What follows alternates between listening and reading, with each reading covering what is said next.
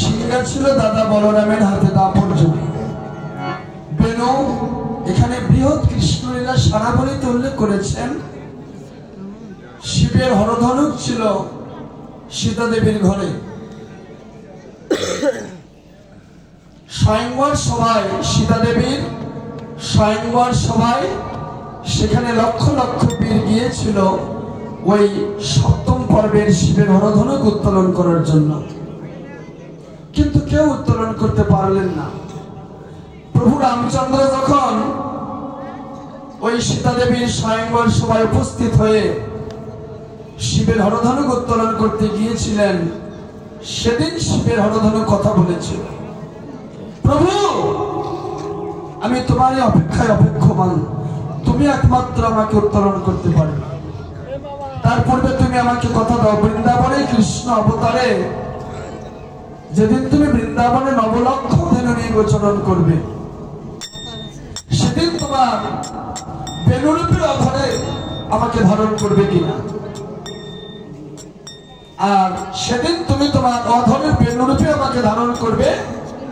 জয় রাধে শ্রী রাধে বলে যখন তোমার বেনুতে বংশধ্বনি করবে, তখন আমি তোমার অধর থেকে আমি তোমার অধর সুধা যেন পান করতে পারি।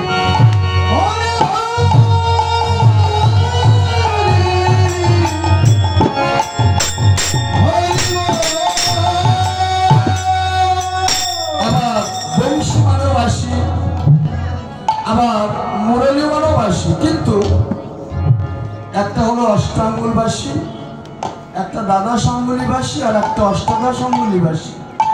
এখানে তিন প্রকার উল্লেখ করলেন। আবার মুরলীও বাসী। মুরলীটা কেমন? এখানে স্থানকাল পাত্র বিশেষ এবং জন্ম বৃত্তান্ত রহস্য বিশেষ,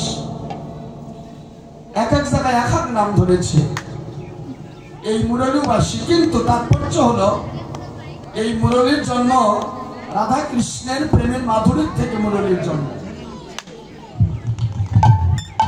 এই বাসী এই মুরলী বেঁধেছিল কবে? শারদীয় পূর্ণিমা রজনীতে শ্রীরাস মন্ডলে পঞ্চমতার মুরলী গান কুলবতী চিত চরণী, সেই দিন মুরলী বেঁধেছিল শ্রীরাস মঞ্চে। এগুলো বাসী আর মুরলীর মধ্যে এইটুকু পার্থক্য। সিংহা বেনু মুরলী করিয়া জয়ধ্বনি। তাহলে এই যে ধবলী আর শ্যামলী ভাষা, ওরিয়া ভাষা, ব্রজবলী ভাষা, এই নবলক্ষ ধনের মধ্যে এই ধবলী আর শ্যামলী এই দুইটি হচ্ছে প্রধান। ধবলী অর্থাৎ শ্বেতবর্ণ গাভী, আর শ্যামলী অর্থাৎ শ্যামাবর্ণ গাভী। এই দুটিকে গাভী দিয়ে বোঝাবেন বৈষ্ণব কবি। আসলে গাভী অন্য কিছু না, এটা হচ্ছে একটা জীবাত্মা আর একটা হচ্ছে পরমাত্মা।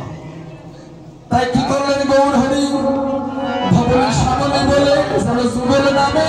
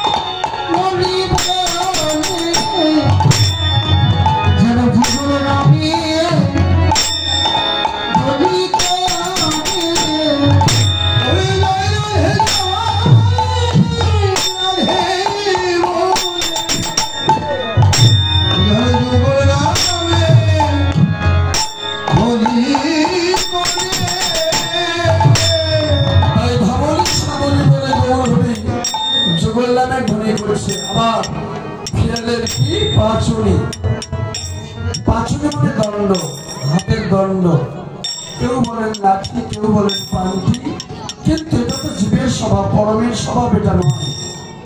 একটা জীবের স্বভাব হাতে লাঠি ব্যবহার করা, পরমেশ্বর ভগবানের স্বভাব তো এটা নয়। তাহলে পরমেশ্বর ভগবান কি করলেন? এই জীবের শিক্ষা দেওয়ার জন্য, এই নবলক্ষ ধেনুকে ফিরানোর জন্য, যেন ভক্তির পাশনি ফিরাইতেছে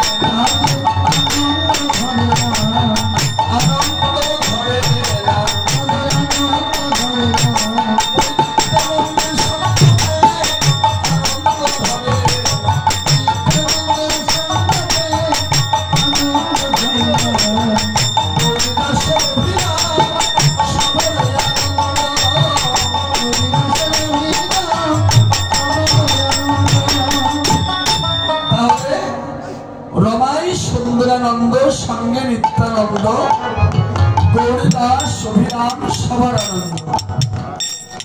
এই রমাইটা হচ্ছে শ্রী অমিয় নিমাই চরিত্রে লিখলেন নরহরির কাকাতো ভাই, ইনি হচ্ছে রমাই। রমাই সুন্দরানন্দ অর্থাৎ সুন্দরানন্দ হচ্ছে সুদাম, সুন্দরানন্দ যেখানে কোনো নিরানন্দ নেই বাবা, যেখানে অটল সত্য অখণ্ড পূর্ণিমা, সেখানে কোনো নিরানন্দ থাকতে পারে না, সর্বক্ষণ আনন্দ। তাই রমাই সুন্দরানন্দ সঙ্গে নিত্যানন্দ, নিত্য যোগ আনন্দ, নিত্য নিত্য আনন্দ, তিনি হচ্ছে নিত্যানন্দ। নিত্যানন্দ হচ্ছে জগৎগুরু, আর গৌরী আমার ভক্তবাঞ্ছা কল্পতরু। জয় রাধে। নিত্যানন্দ হচ্ছে জগৎগুরু, ইনি দাপর যুগে ছিল কে বলরাম, আর এই বলরামটাই হচ্ছে বলতত্ত্ব, আর এই বলতত্ত্বটাই হচ্ছে ব্রহ্মতত্ত্ব। আর এই ব্রহ্মতত্ত্বের মধ্যেই থাকে কে? পরমাত্মা শক্তি। এই দুয়ের সমন্বয়। দেখেন, কৃষ্ণ ছাড়া বলরাম নেই, বলরাম ছাড়া কৃষ্ণ নেই। দুইটা বিষয়, দুইটা বস্তু একসঙ্গে সংমিশ্রণ করা আছে। এটা আত্মতত্ত্ব, কত অভ্যন্তরীণ কথা। কতগুলো কথা বাইরের ভঙ্গিমাতে বুঝতে হয়, আর কতগুলো কথা হৃদয়ঙ্গম ভাবে বুঝতে হয়, হৃদয়ঙ্গম করে বুঝতে হয়। একটা ইন্টারনাল আর একটা এক্সটার্নাল, একটা বহিরঙ্গ আর একটা অন্তরঙ্গ। তো এখানে গৌরীদাস অভিরাম, গৌরীদাস হচ্ছে সুবল। ত্রেতা যুগে যার নাম ছিল তরণী সেন, বিভীষণের পুত্র। সুবল হলেন, আবার কলিযুগে এনার নাম হলো গৌরীদাস। আর অভিরাম ঠাকুর হচ্ছে শ্রীরাম ঠাকুর। তাই রমাই সুন্দরানন্দ, সঙ্গে নিত্যানন্দ, নিত্য যোগানন্দ। গৌরীদাস অভিরাম সবর আনন্দ। তাই বাবা, গৌরকে সরাসরি পাওয়া যাবে না, আশ্রয় করতে হবে।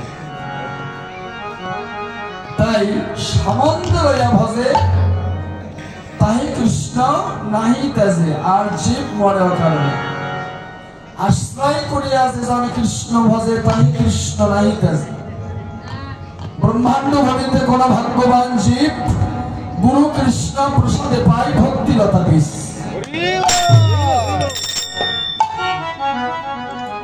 আশ্রয় ছাড়া, সম্বন্ধ ছাড়া, অবলম্বন ছাড়া গুরু কৃষ্ণ প্রসাদ মিলবে না। তাহলে আশ্রয় এবং সম্বন্ধ করতে হবে। আশ্রয় কয় প্রকার? নাম আশ্রয়, মন্ত্র আশ্রয়, ভাবাশ্রয়, প্রেমাশ্রয়, রস আশ্রয়। এই যে পাঁচটা আশ্রয়। প্রথম গুরুদেব আপনার কানে দিয়েছিল নাম, তারপরে দিল মন্ত্র, সেখান থেকে উদ্দীপন হলো ভাব, সেখান থেকে প্রেম, তারপরে হচ্ছে রস, আর সেখানেই হচ্ছে কৃষ্ণচন্দ্র বস। হরি হরি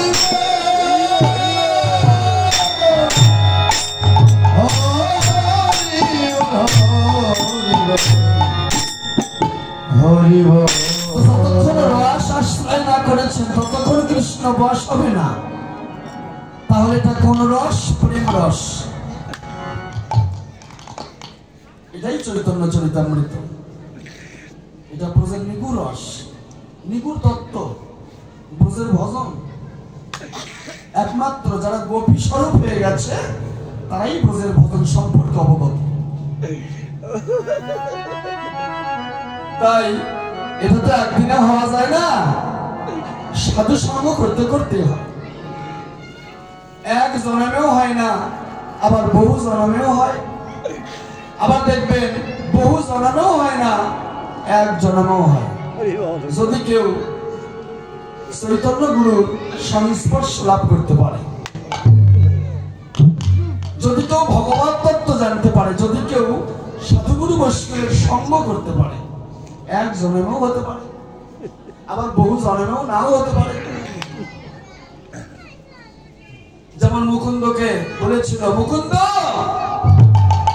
উদ্ধার হবে কোটি জন্ম পর। সেই কথা শুনে মুকুন্দের আনন্দ, কি আনন্দ, কি প্রেম!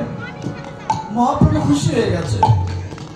তাই শ্রীবাসকে বলছে, শ্রীবাস তুমি মুকুন্দকে ডেকে আনো। মুকুন্দ সম্মুখে এসে দাঁড়ালেন, বলো প্রভু।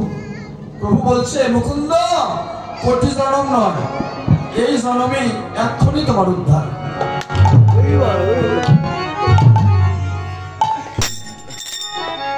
তাহলে কোটি জন্ম লাগবে না, এক্ষুনি উদ্ধার, যদি সাধু সঙ্গ ঠিক মতো করতে পারেন।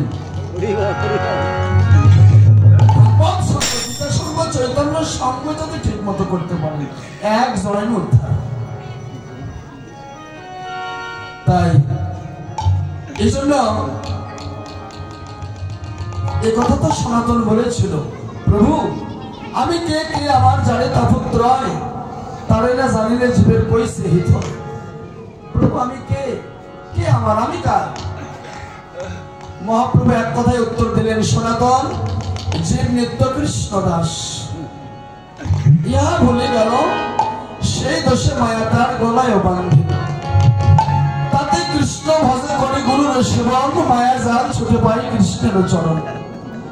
চারি বর্ণের শ্রমী যদি কৃষ্ণ নাই ভজে, সাধর্ম করিতে রৌরবে পড়ি বসে। সনাতন, এই জগতে কেউ তোমার আপন নয়, একমাত্র পরমেশ্বর ভগবানই তোমার আপন।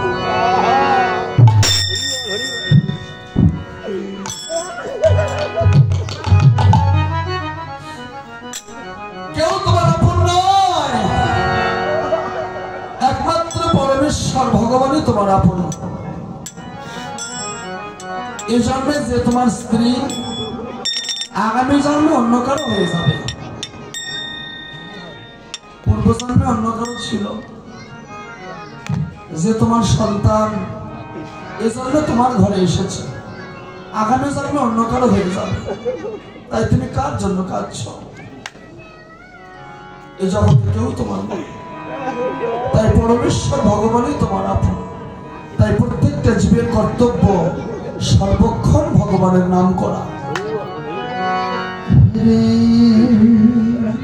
কৃষ্ণ যদি কৃপা করে কোনো ভাগ্যবানে, গুরু অন্তর্যামী রূপে শিখাই আপন। আরো বললেন, কৃষ্ণ কৃপা জগৎময়, গুরুর কৃপা কোনো কোনো ভাগ্যবান ভাগ্যবতীর হয়।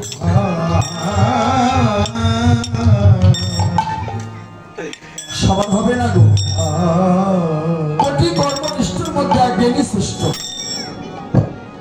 কোটি জ্ঞানী শ্রেষ্ঠের মধ্যে একজন মুক্ত, কোটি মুক্তের মধ্যে একজন দুর্লভ কৃষ্ণ ভক্ত, সেই একমাত্র সাধু সঙ্গ করে। এখানে ভক্ত পদ জল, ভক্ত পদ ধুলি, ভক্তভুক্ত অবশিষ্ট, এই তিন সাধনের নামে রুচি জীবে দয়া, বৈষ্ণব সেবন, ইহা হইতে ধর্ম আর নাহি সনাতন। তার ভক্ত পদ জল, ভক্তকে বাড়িতে নিমন্ত্রণ করে ভক্তের পাদ প্রক্ষালন করতে হবে, সেই জল জিহ্বায় ধারণ করতে হবে। কয়জন করে? ভক্ত পদ জল, ভক্ত পদ ধুলি, আশ্রয় ধারণ, মনন, হৃদয়াঙ্গম, অনুধাবন করতে হবে। তাই ভক্ত পদ ধুলি, ভক্ত পদ জল, ভক্ত ভক্ত অবশিষ্ট এই তিন সাধনের পর, এই তিনটা শক্তি, মহাশক্তি যদি কেউ ধারণ করতে পারে, সে আর কোথাও ঠেকবে না। বাবা ভগবান তার তরিটা প্রবাহমান করবে, সে যেখানেই যাবে। এই জন্য গীতায় বলেন, হে অর্জুন, আমার প্রকৃত ভক্ত যেখানেই থাকুক, যেভাবেই থাকুক, সে যেন আমার মধ্যে বিরাজ করে, আমাকে নিয়েই থাকে। জীবনে মরণে জন্ম জন্মান্তর করে সেও আমাকে হারায় না, আমিও তাকে হারাই না। জন্মে জন্মে সে কখনো নাশ প্রাপ্ত হয় না। ভক্ত যেখানেই থাকুক, সোনা যদি সারা জীবন মাটির নিচে থাকে, তবু সোনা নষ্ট হবে না। তেমনই কৃষ্ণ ভক্ত, যার কোনো নাশ নাই, বিনাশ নাই, ক্ষয় নাই, রোগ নাই, এই জন্য সবসময় ভক্ত সঙ্গ করতে হবে। তাই এই যে নিত্যানন্দ নিত্য বস্তু, এটা সনাতন বস্তু, এটা ধারণের বস্তু। আর এই সনাতন বস্তুকে যিনি ধারণ করতে পারলো, তিনি হচ্ছে একমাত্র সনাতন। সে জলেও ডুববে না, আগুনেও পড়বে না, বাতাসও উঠবে না, তার কোনো বিনাশ নাই। বৈষ্ণবের কোনো বিনাশ নাই, বৈষ্ণবের কোনো ক্ষয় নাই, শেষ নাই, রোধ নাই। তাই সনাতন, সত্য, চিরন্তন, শাশ্বত, প্রেজেন্ট, পাস্ট, ফিউচার, অতীত, বর্তমান, ভবিষ্যৎ। সনাতন আগেও ছিল, এখন আজের পরেও থাকবে। এটা কখনো শেষ হবে না, থাকবে। যার মধ্যে ধর্ম আছে, পৃথিবীতে যত গন্ডগোল হোক, যুদ্ধ হোক, মারামারি হোক, হানাহানি, কাটাকাটি যতই হোক, যার মধ্যে ধর্ম আছে, তার গায়ে লবণের ছিটাও যাবে না। কারণ যার মধ্যে ধর্ম আছে, তার কখনো বিনাশ ঘটবে না। সে যেখানেই থাকুক, ভগবান তাকে পাহারা দেবে। এই জন্য সত্যকে জানাই যাবে সাধনা, সত্যকে জানাই যাবে তপস্যা, আর সত্যকে জানাই যাবে পরম ধর্ম। এই কথা রামকৃষ্ণ পরমহংসদেব স্বামী বিবেকানন্দকে বলেছিল। সত্যই জীবের পরম সাধনা, সত্যই জীবের পরম তপস্যা, সত্যই পরম তপ। তাই স্বামী বিবেকানন্দকে বলেছিল, এই ভাগবতটি তোমাকে দিলাম, তুমি আজ থেকে অধ্যয়ন করবে। নরেন্দ্রনাথ স্বামী বিবেকানন্দ প্রতিদিন ভাগবত পাঠ করে, কিন্তু কেউ শোনে না। একদিন স্বামী বিবেকানন্দ তার গুরুদেবকে বলছে, গুরুদেব আপনি আমাকে বলেছেন ভাগবত পাঠ করার জন্য, কিন্তু আমার ভাগবত তো কেউ শোনে না। রামকৃষ্ণ পরমহংসদেব বললেন, ওরে নরেন, সেই দিনই তোমার ভাগবত শুনবে যখন তুমি সত্যের সন্ধান পাবে।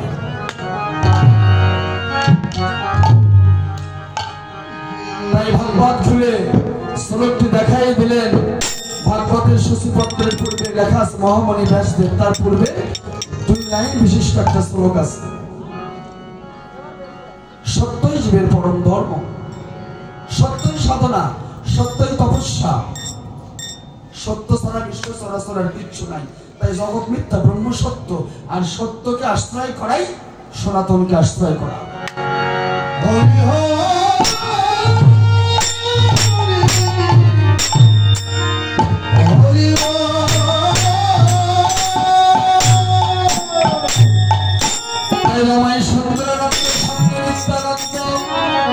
গৌরীদাস অভিরাম সভার আনন্দ, ওরে গৌরাঙ্গের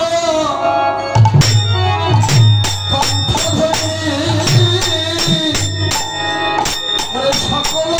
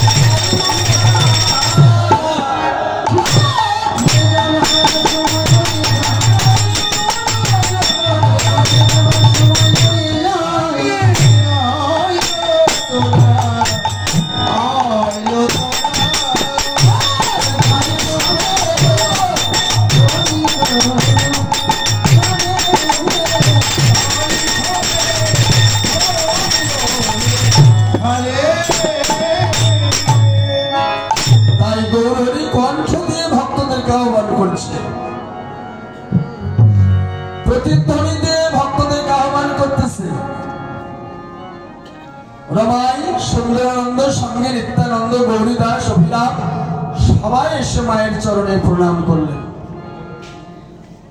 মা, মাগো, দেখো প্রভাতের সূর্যের উদয় হয়েছে, গোচরণে যাবার সময় পেরিয়ে যাচ্ছে। মা, তুমি তোমার নিমাইকে সুন্দর করে গোছের সাজে সাজিয়ে দাও। মা, দেখো মা, বেলা অনেক হয়ে গেছে, প্রভাতের সূর্যের উদয় হয়েছে, গগনে অনেক বেলা, কিন্তু মা, মায়ের মন তো মানছে না, কি করে সাজিয়ে দেয়? তাই নিতাইয়ের এক নাম বিশ্বরূপ, উনি আগে প্রথম সন্ন্যাস গ্রহণ করেছিলেন। নিমাই নিত্যানন্দকে বাড়িতে পাঠিয়ে দিলেন, দাদা তুমি বাড়িতে যাও, সংসার করো, মায়ের সেবা করো আর হরিনাম প্রচার করো। শ্রীঅদ্বৈত আচার্যকে হরিনাম প্রচার করতে বললেন, হরিদাস ঠাকুরকে হরিনাম প্রচার করতে বললেন। হরিদাস ঠাকুর সেই বেনাপোলের জঙ্গলে দিনে 3 লক্ষ নাম জপ করত।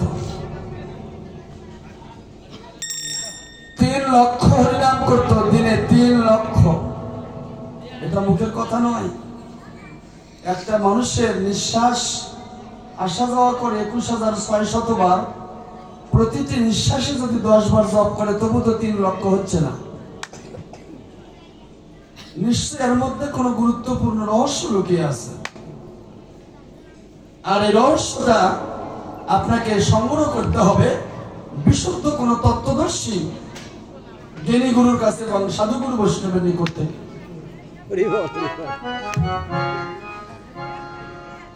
কারণ সব কথা তো আসরে বলা যায় না। তাহলে হরিদাস 3 লক্ষ নাম দিনে জপ করত।